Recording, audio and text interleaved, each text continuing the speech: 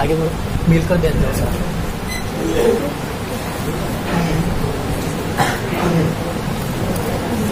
اے سلمان وہ ٹپائے ہٹا لو, بڑھ جاؤ, اس کو اٹھا لو. اے سعود اٹھا لو, اٹھاؤ ٹپائے.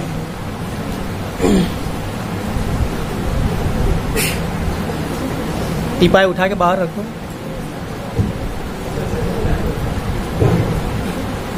آگے لگا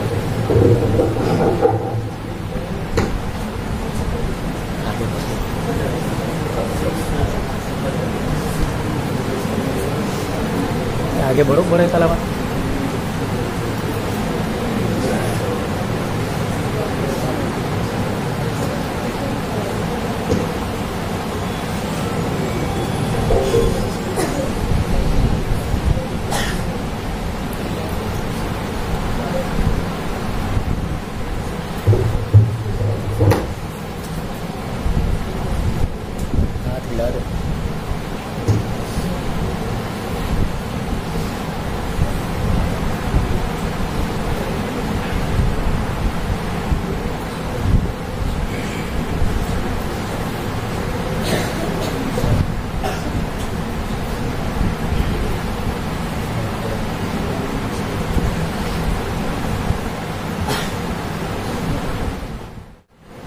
بسم الله الرحمن الرحيم. الحمد لله رب العالمين, والصلاة والسلام على أشرف الأنبياء والمرسلين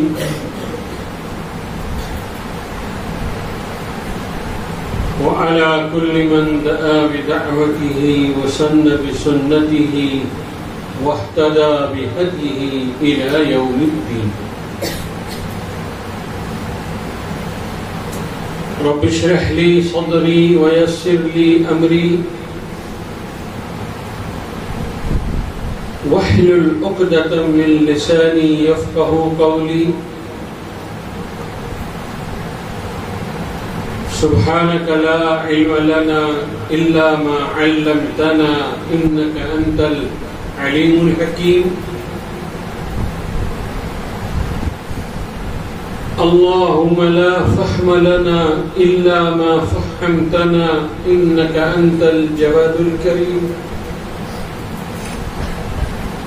يا معلم إبراهيم علمنا,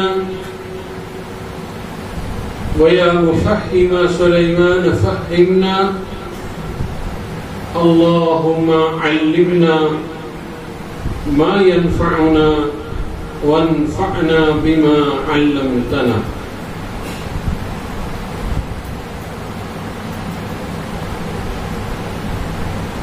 دعا فرمائے اللہ تعالیٰ اس مختصر سے وقت میں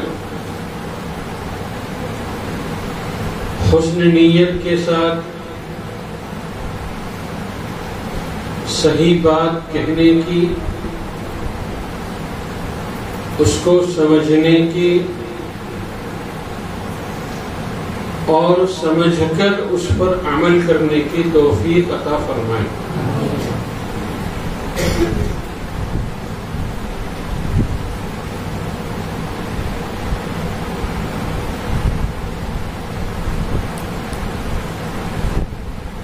میری آج کی یہ آمد صرف اور صرف آپ طلبہ, عزیز اور پیارے طلبہ کی زیارت اور ملاقات کے لیے ہے.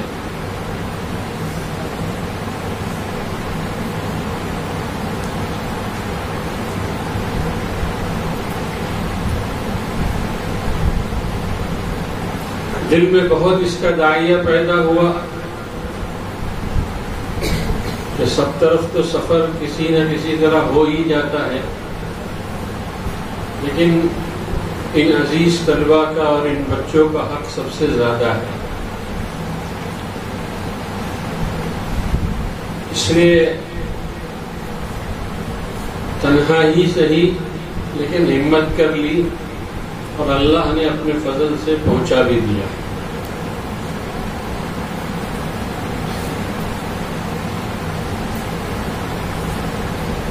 دیکھو میرے عزیز طلبہ,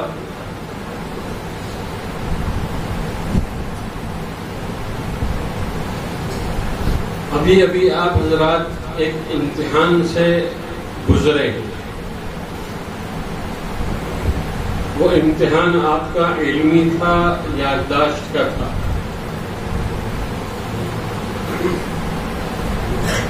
کتاب کا تھا، فن کا تھا؟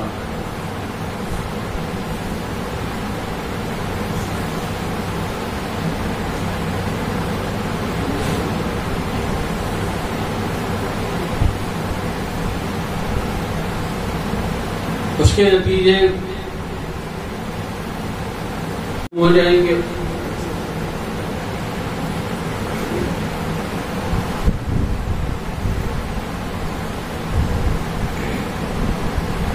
لیکن ایک امتحان وہ ہے جو اب شروع ہونے جا رہا ہے۔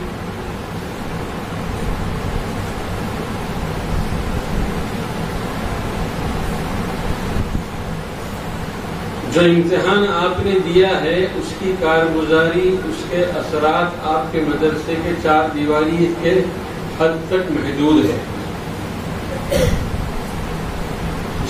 جس سے آپ واقف ہیں اور آپ کے اساتذہ واقف۔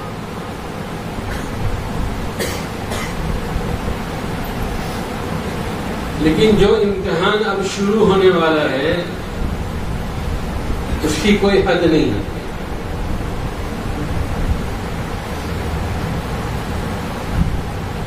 اس میں آپ کے گھر والے،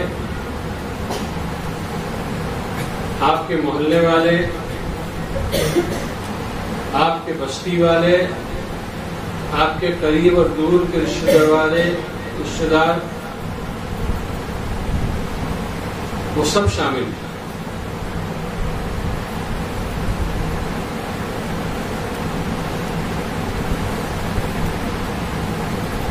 اور وہ امتحان ہے آپ کے کردار کا، آپ کی سیرت کا۔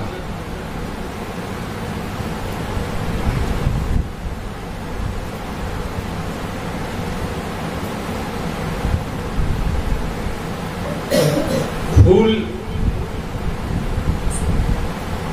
کہیں بھی اگے،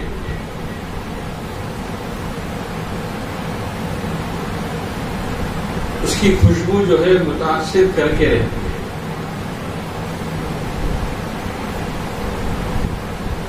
کوئی لاکھ اس خوشبو کو چھپانا چاہے تو نہیں چھپا سکتا۔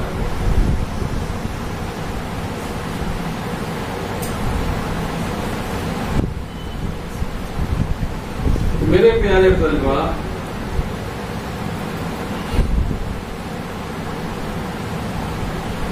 یہاں سے وقتی طور پر جانے کے بعد اس لیے کہ دوبارہ آنا ہے کہ نہیں آنا ہے؟ آنا ہے نا۔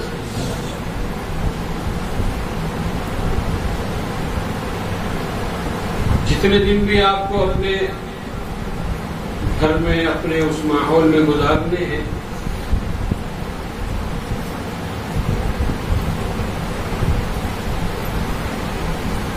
وہ ایام جو آپ اپنے مدرسے کے علاوہ اپنے گھروں پر گزاریں گے،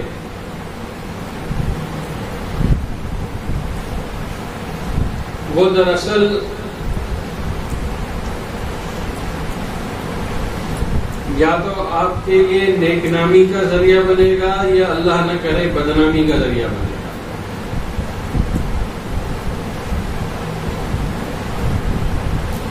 وہ آپ کے لیے یا تو تعریف کا ذریعہ بنے گا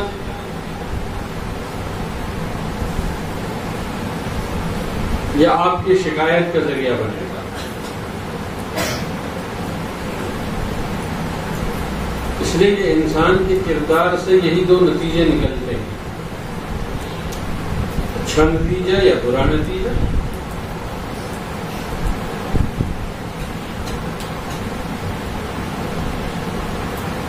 اس لیے آپ کو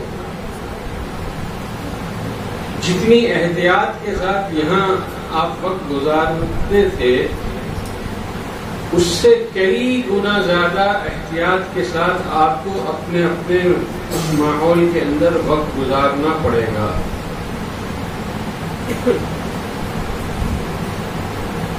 یہ نہیں کہ صاحب اب ہم آزاد ہو گئے.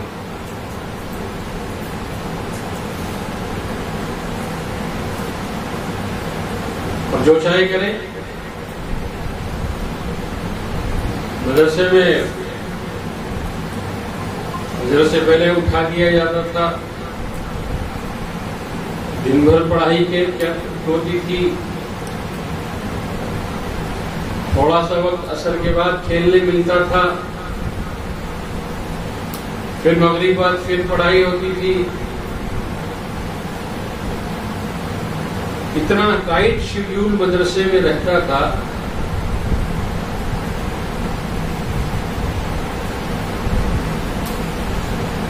کہ اب ہم گھر پر آ کر آزاد ہو گئے.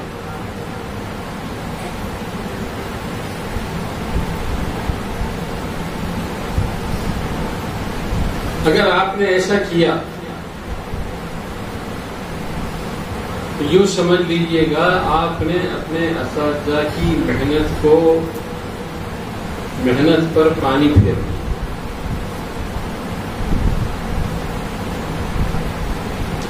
اور آپ نے اپنے مدرسے کے نام کو بدنما اور داغدار بنا دیا.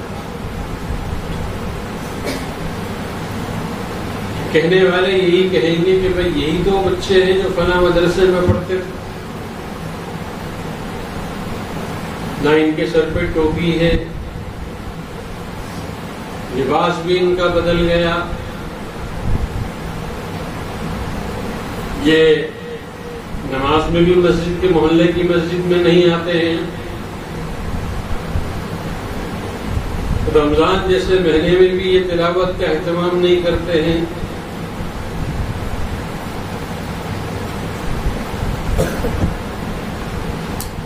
صرف اتنا ہی نہیں، بہت کچھ کہا جائے گا.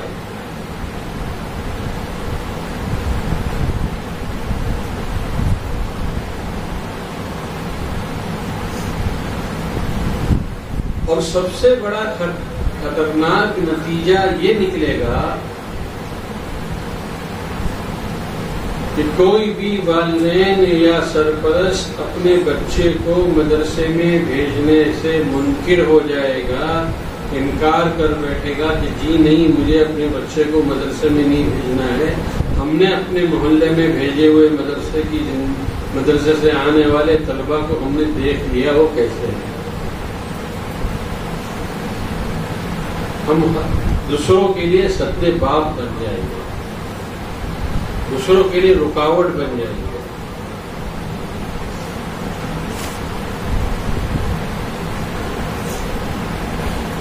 ہم کسی سے کہیں گے نہیں،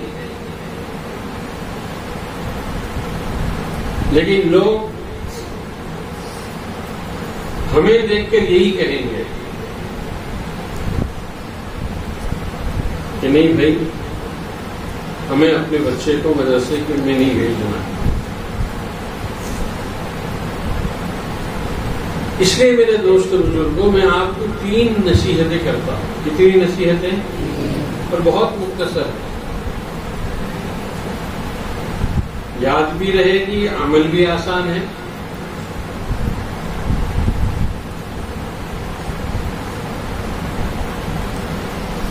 سب سے پہلی نصیحت یہ ہے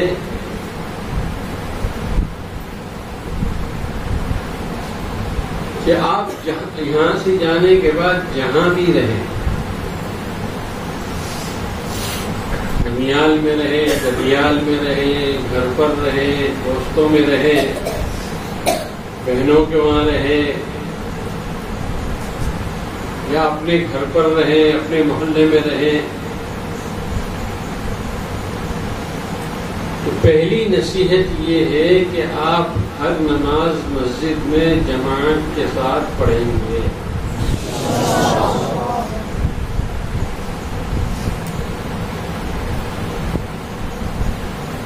اور اس کا آسان طریقہ کیا ہے کہ اذان سے پہلے مسجد میں داخل ہو جائیے، کیونکہ یہاں اس کی مشق ہے نا آپ لوگوں کو.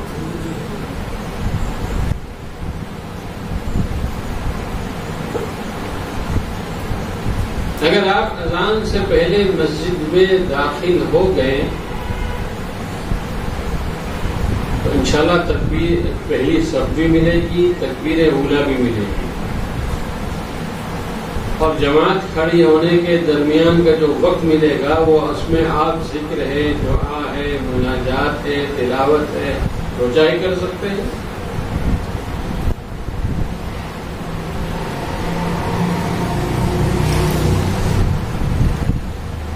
اگر آپ یہ کر لیں گے تو آپ کو اندازہ نہیں ہے کہ اس کے مثبت نتائج کتنے گہرے پڑے ہیں۔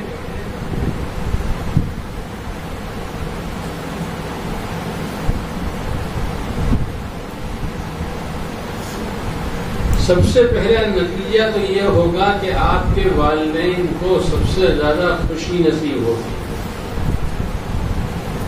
اور ماں باپ کو خوش کرنا اللہ کے بعد خوش کرنے کا درجہ ہے۔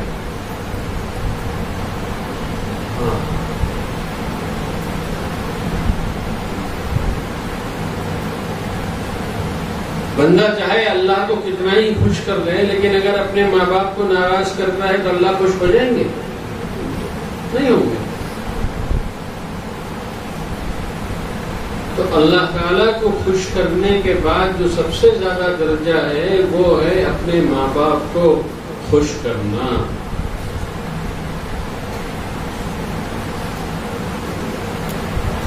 محلے کے لوگ آپ کے گھر والوں سے کے پاس آ کر مبارکباد دیں گے، تعزیت نہیں کریں گے۔ کہ بھائی تعزیت خوشی میں کی جاتی ہے، دکھ میں؟ ہاں بولو نا، کوئی بولتے ہی نہیں۔ تعزیت دکھ میں کی جاتی ہے نا۔ تو آپ کے محلے والے جو ہے وہ آپ کے ماں باپ سے مل کر تعزیت نہیں کریں گے بلکہ مبارکباد دیں گے۔ کیوں؟ اس لیے کہ ان کو خوشی ہوگی آپ کو اس طرح نماز کا اہتمام کرتے ہوئے، تکبیر اولیٰ کا اہتمام کرتے ہوئے، پہلی صف کا اہتمام کرتے ہوئے، اور اذان سے پہلے مسجد میں جا کر اپنے آپ کو انفرادی اعمال میں مشغول دیکھ کر ان کی طبیعتیں خوش ہو جائیں گی۔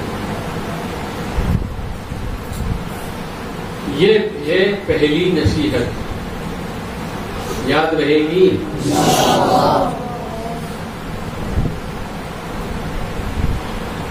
اور دوسری نصیحت کیا ہے؟ دیکھو ہم بھی آپ ہی کی عمر سے گزر کر بڑے ہوئے ہیں، تو بچپن میں کیا کیا بدماشیاں ہوتی ہے، کیا کیا جسے بمبئی کی زبان میں کہتے ہیں نا ٹوپی پینانا، کیا کیا ہوتا ہے یہ بھی ہم سب جانتے ہیں، اس لیے ہم نے بھی کیا ہے۔ تو ابھی آپ کو اتنے بزرگ لگ رہے ہیں، نوجوان بال ہو گئے ہیں، لیکن اس کے پیچھے بہت بڑی کہانی ہے۔ کبھی صرف دو بچے بیٹھیں گے تو اپنی کہانی سنائیں گے۔ چلو ایک قصہ تو سنائی دیتے ہیں، بڑا دلچسپ ہے۔ ہمارے والد صاحب جو ہے وہ بہت سخت مزاج، بہت غصے والے، اور عموماً جو ہے بچے جو ہے ماں سے زیادہ مانوس ہوتے ہیں اور باپ سے گھبراتے ہیں۔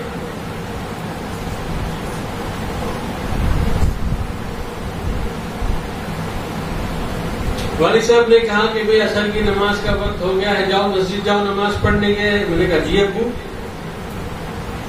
میں گھر سے نکلا، ہمارے گراؤنڈ میں کرکٹ میچ ہو رہا تھا،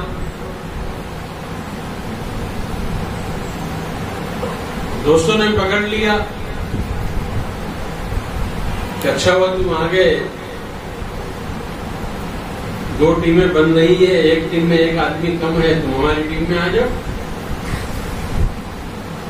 میں نے کہا کہ ابا حضور اترنے والے ہیں، نماز کے لیے بھیجا ہے مجھے۔ میں نے کہا تمہارے ساتھ کھیلتے ہوئے بیٹھوں گا، لیکن تم گھبراؤ مت، نہیں ہم چوکیدار لگا دیتے ہیں، دیکھیے تمہارے ابا اتریں گے تم چھپ جانا۔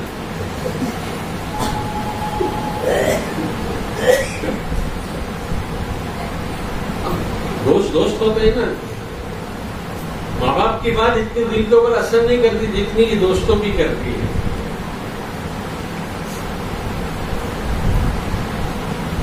چلو اچھی بات ہے. اب ہم کھیلنے میں مشغول ہو گئے, مسجد میں گئے نہیں عصر کی نماز پڑھنے. عصر گئی, مغرب گئی. ہمارے والد صاحب کا معمول یہ تھا, اللہ ان کو غریب کی رحمت فرمائے, ان کے درجات بلند فرمائے, کہ وہ عصر میں جب جاتے تھے اور کوئی کام نہیں ہوتا تو عشاء تک زندگی میں رہتے تھے. اور آج بھی وہ پرانے لوگ ہمارے والد صاحب کی عمر کے اور ان کے ساتھ اٹھنے بیٹھنے والے جانتے ہیں کہ ہمارے والد صاحب کو 2 رکعت پڑھنے میں 20 منٹ لگا کرتے. کتنے منٹ؟ 20 منٹ. اتنے سکون کے ساتھ وہ نماز پڑھتے تھے کہ لوگ اشش کرتے تھے کہ بھائی ان کی نماز تو دیکھو یار, یہ تو ایسا بندہ نماز پڑھتا ہے گویا کہ دنیا اور معافی کا دیکھو کوئی تعلق ہی نہیں ہے. اللہ ایسی نماز ہم کو بھی پڑھنے کی توفیق دے دے.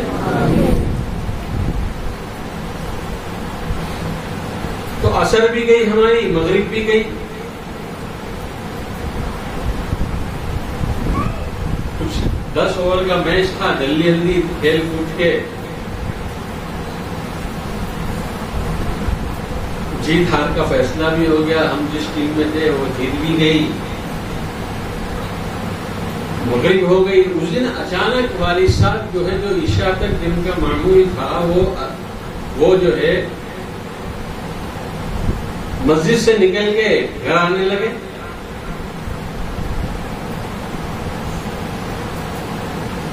تو وہی ہماری جو دوستوں کی ٹولی تھی اس میں کسی نے دیکھ لیا, وہ دوڑتا ہوا آیا کہ تیرے ابو آ رہے ہیں.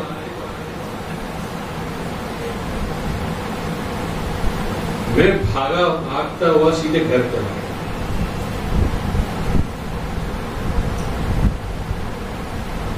ماں کو کچھ بتایا نہیں.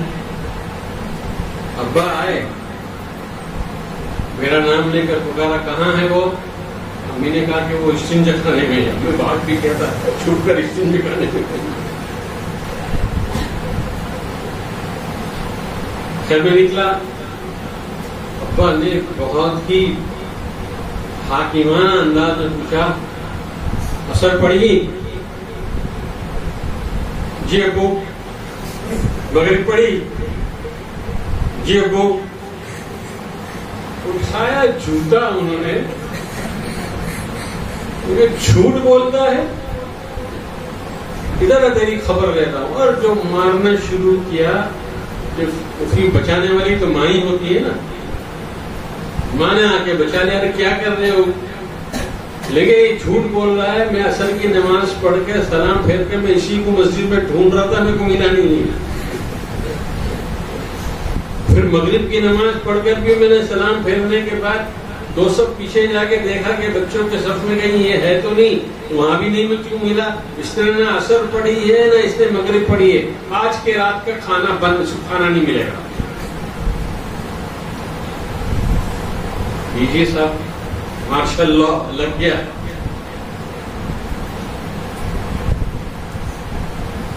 تو بچوں کو جب ماں باپ سزا دیتے ہیں نا تو ان کے اندر اور غصہ پیدا ہوتا ہے.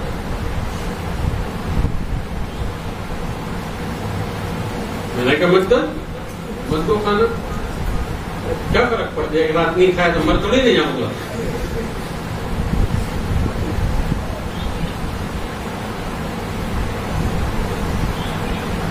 میں نے کہا کہ ٹھیک ہے, آج ان کو جو ہے ایک سبق سکھاتے ہیں.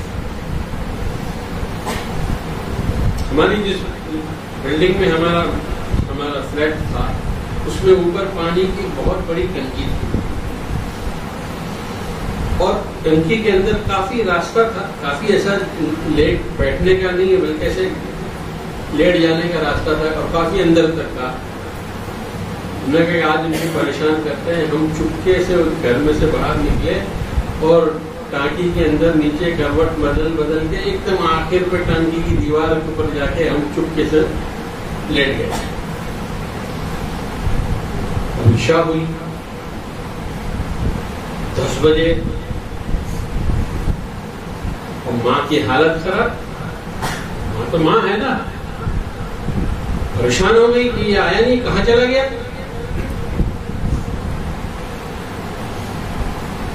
اب پورے بلڈنگ میں ڈھونڈائی شروع ہو گئی. کسی نے کہا اوپر جا کے دیکھو, تو کوئی اوپر آتا تھا تو میں پھر سے اندر گھس جاتا تھا.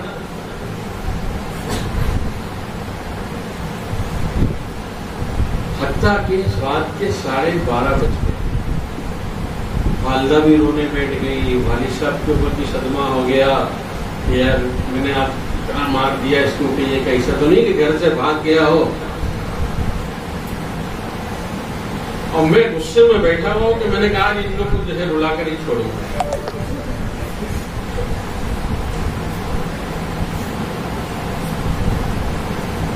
دوستوں کی جو پارٹی ہوتی ہے نا, وہ دوست کا ہر راز جانتی ہے.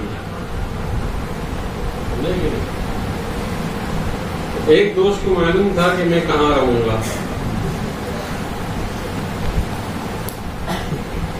وہ اوپر آیا اور اس میں جو ہے کچھ ملا نہیں, تو ایک پتھر لیا اور زور سے پھینکا نیچے,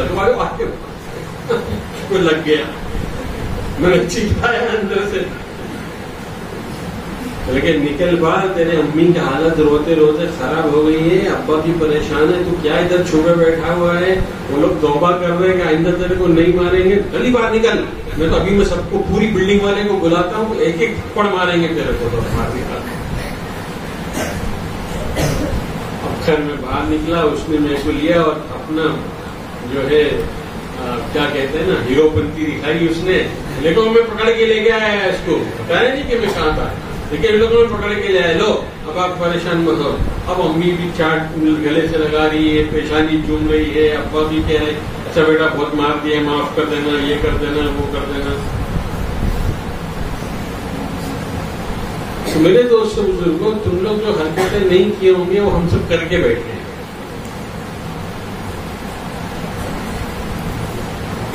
اس لیے میں تم سے کہتا ہوں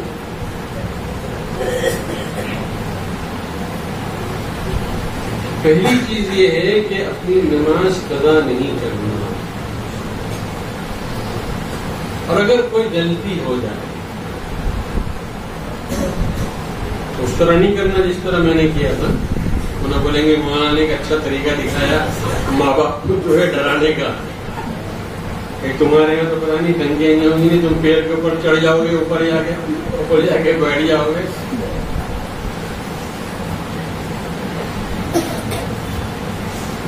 اگر کچھ غلطی ہو جائے تو دوسری نصیحت یہ ہے دوستوں بزرگ, اگر کوئی غلطی ہو جائے تو جھوٹ نہیں بولنا, تسلیم کر لینا اور معافی مانگنا. کہ بھائی کرو گے مطلب غلطی کرو گے نا, ایسا یہ بولیں گے ہو نا. اور تیسری نصیحت,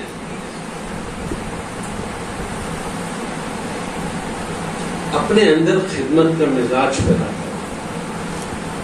اس کا مزاج پیدا کرو, خدمت کا مزاج پیدا کرو. آپ مسجد میں گئے یا مسجد میں جا رہے ہیں, کوئی بیچارہ بڑی عمر کا ہے, لکڑی لے کر چل رہا ہے, آپ نے اس کا سہارا بن گئے. جان چلیے میں بھی مسجد چل رہا ہوں, میں آپ کو پکڑ لیتا ہوں. کہیں آپ مسجد میں گئے, دیکھا کہ جو ہے نل کے اندر پانی نہیں آ رہا ہے, ہینڈ پمپ لگا ہوا ہے. اب بڑے میاں بیچارے بڑی عمر کے لوگ ہینڈ پمپ کیسے چلا سکتے ہیں. اب آپ نے کہہ دیا کہ آپ بیٹھیے, میں آپ کو وضو کا پانی لا کے دیتا ہوں, اور آپ ماشاءاللہ جوان ہیں, تندرست ہیں, آپ نے 2-4 ہینڈ پمپ چلائے اور 2-4 لوٹے بھر کے نمازیوں کے لیے جو ہے پانی دے دیا وضو کرنے کے لیے. جب آپ خدمت کرنے کی سوچو گے نا تو ہزاروں شکلیں آپ کے سامنے آئیں.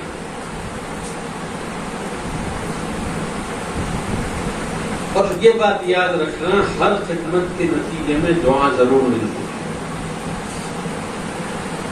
ہر خدمت کے نتیجے میں دعا ملتی ہے۔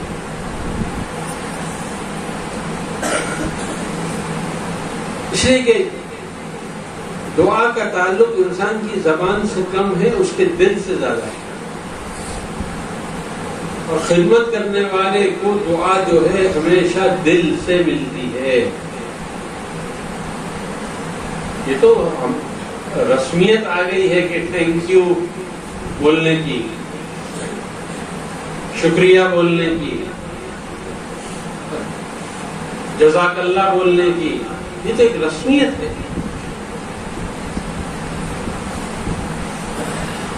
اصل یہ ہے کہ آپ نے کسی کی خدمت کی، اس کا دل اندر سے آپ کے لیے دعا دیتا ہے۔ دیکھیے آپ کے کام کیسے بنتے تھے،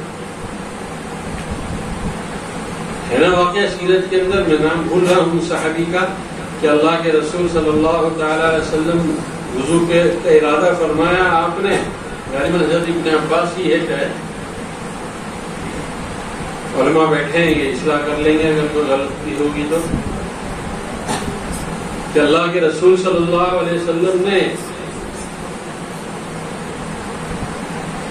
وضو کا ارادہ فرمایا تو حضرت ابن عباس رضی اللہ تعالیٰ عنہ جو ہے فوراً خدمت میں بھرا ہوا لوٹا لے کر حاضر ہو گئے، اور آپ صلی اللہ علیہ وسلم کو وضو کرایا تو آپ نے 3 دعائیں دی ان کو، اللہم فقہہ فی الدین وعلمہ التأویل، اس کو دین کا فقیہ بنا اور اس کو جو ہے قرآن کا علم عطا فرما۔ حضرت ابن عباس رضی اللہ تعالیٰ عنہ اتنے بڑے مفسر بن گئے، وہ جو مفسر بنے وہ حضور کی اس دعا کے نتیجے میں بنے، اور حضور نے دعا جو ان کو دی تھی وہ اس خدمت کے نتیجے میں دی تھی جو انہوں نے خدمت کی تھی حضور کی۔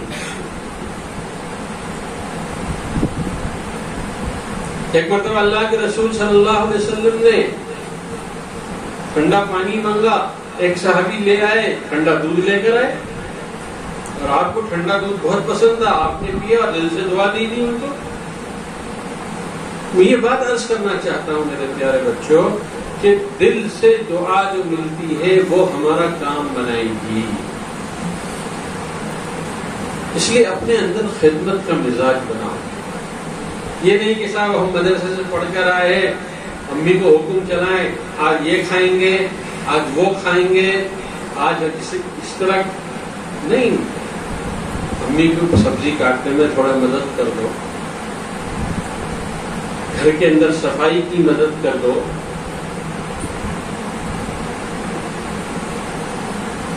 کبھی ابا حضور کے رات کو پیر دبا دو، کبھی سر میں تیل لگا دو، وہ خدمت آپ سے لیں گے نہیں، لیکن آپ پیش کریں گے، اور آپ تھوڑا، آپ کے ہاتھ میں طاقت ہی کتنی ہے اور آپ کی انگلیاں ہی کتنی ہیں چھوٹی چھوٹی، اس میں ان کے سر کے کیا درد دور ہوگا، لیکن آپ اگر یہ کریں گے تو ان کے سر پہ تیل لگے یا نہ لگے لیکن ان کے دل کو ٹھنڈک ضرور ملے گی، ان کے دل میں ٹھنڈک ضرور آئے گی۔ اس لیے اپنے اندر خدمت کا مزاج بناؤ۔ جو کسی کو کسی مصیبت میں دیکھو، اگر آپ سے وہ مصیبت دور ہوتی ہو تو خود اس مصیبت کو دور کرو، اور اگر آپ سے وہ مصیبت دور نہیں ہوتی ہے تو جو دور کر سکتا ہے اس کو بتا دو کہ بیٹے کو فلاں آدمی فلاں تکلیف میں ہے، ذرا اس مدد کر دو آ کے۔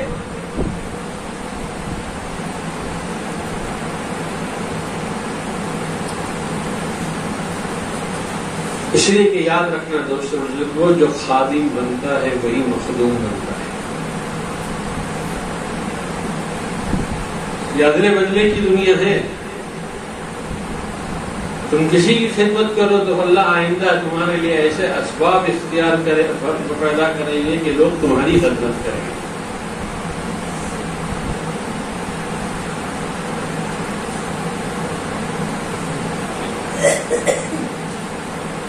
اس لیے مواقع تلاش کرنا، کوشش کرو کہ کوئی دن ایسا خالی نہ ہو جس میں آپ کسی کی آپ نے خدمت نہ کی ہو.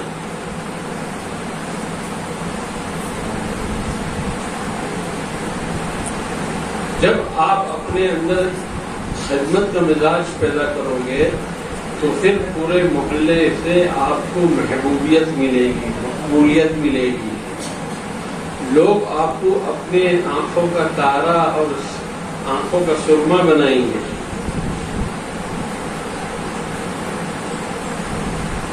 اور لوگ یہ پسند کریں گے کہ آپ تھوڑی دیر ان کے پاس بیٹھ جائیں.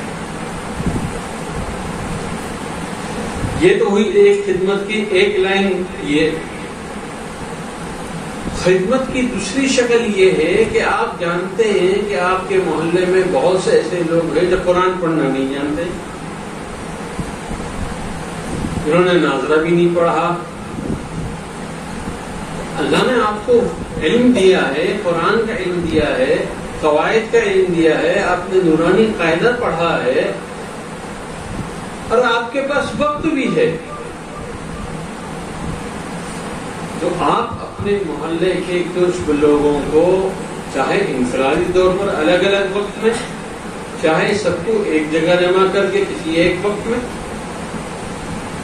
ان کو قرآن اور ناظرہ ان کو جو ہے نورانی قاعدہ پڑھائیے. یہ ہے خدمت کی دوسری شکل.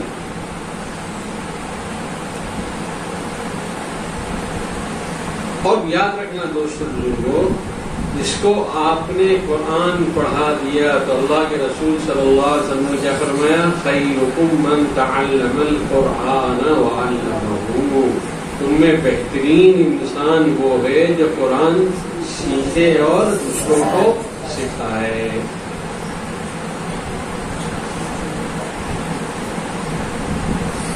ماشاءاللہ آپ کے مدرسے میں قرآن کی تعلیم ایک معیار کی ہے.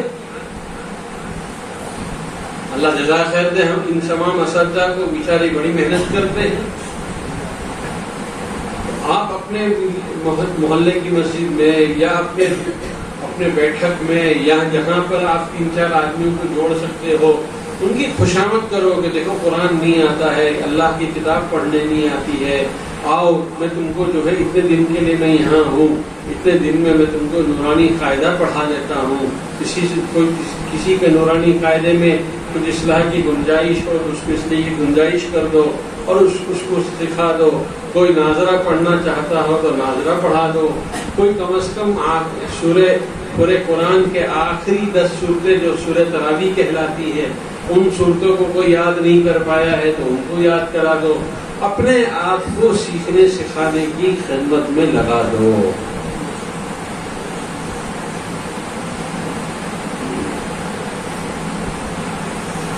یہ خدمت کا مزاج بنا. اور یہ خدمت ہو یا وہ خدمت ہو، یہ خدمت سب کی ساری خدمتیں یہ صرف اللہ کے لیے.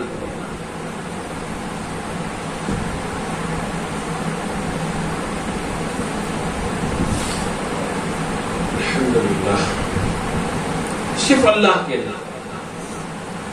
یہ نہیں کہ صاحب آپ کی محلے میں تعریف ہو جائے، لوگ آپ کو ہوا کہنے لگے، لوگ آپ کو جو ہے محبت کی نگاہ سے دیکھنے لگے، آپ گزرے تو لوگ آپ کو سلام کرنے لگے.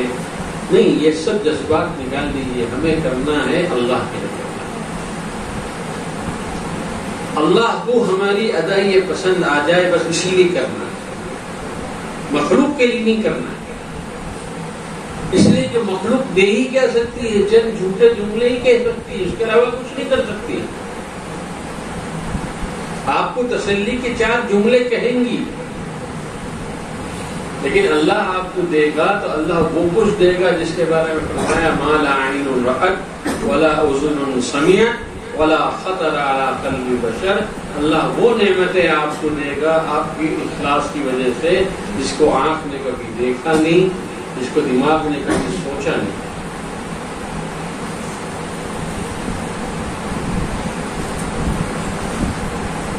اس لیے خدمت جو کرو وہ اللہ کی. مسجد میں نماز کا اہتمام اول وقت میں جا کر پڑھنے کا اہتمام بھی اللہ کے لیے کرو کہ بھئی یہ 3 نصیحتیں یاد رہیں گی.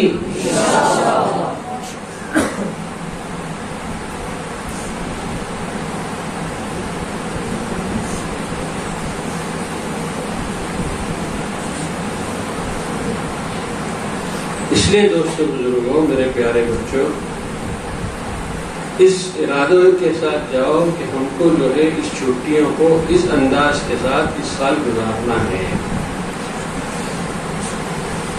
تب جا کے دیکھیں گے آپ کہ آپ جو ہے آپ کو بھی روحانی خوشی ملے گی, اندرونی خوشی ملے گی, باطنی خوشی ملے گی, اور اللہ تعالیٰ جو ہے آپ کو دوسرے بچوں کو لانے کا اللہ آپ کو سبب بنا دے. دوسرے بچے بھی, دوسرے گھر والے بھی اور خاندان والے بھی آپ کی اس کردار کو اور سیرت کو دیکھ کر جو ہے وہ یہ ذہن بنائیں گے کہ ہمیں جو ہے اپنے بچے کو اسی مدرسے میں پڑھانا ہے جس مدرسے میں یہ بچہ پڑھ کر آیا ہے. پھر آپ اکیلے نہیں آؤ گے, ہر آدمی اپنے ساتھ اگر ایک طالب علم کو, نئے طالب علم کو لے کر آیا تو بتاؤ آپ کی تعداد دگنا ہو جائے گی نہیں ہو جائے گی؟ آسان ہے. ہر طالب علم اپنے ساتھ ایک نئے طالب علم کو لائے, حفظ والے حفظ کے لیے لے آئے, ناظرے والے ناظرے کے لیے لے آئے, عربی فارسی والے عربی فارسی کے طلبہ کی تشکیل کر کے لے آئے. اپنے ساتھ ایک طالب علم کو لاؤ, تمہاری تعداد دگنی ہو جائے گی. پھر دیکھو انشاءاللہ کیسے آپ کو مزہ آتا ہے. اللہ تعالیٰ جو بات میں نے صحیح کہی ہو اللہ عمل کی توفیق عطا فرمائے, جو بات غلط ہو اللہ اس کو معاف فرمائے. وآخر دعوانا الحمدللہ.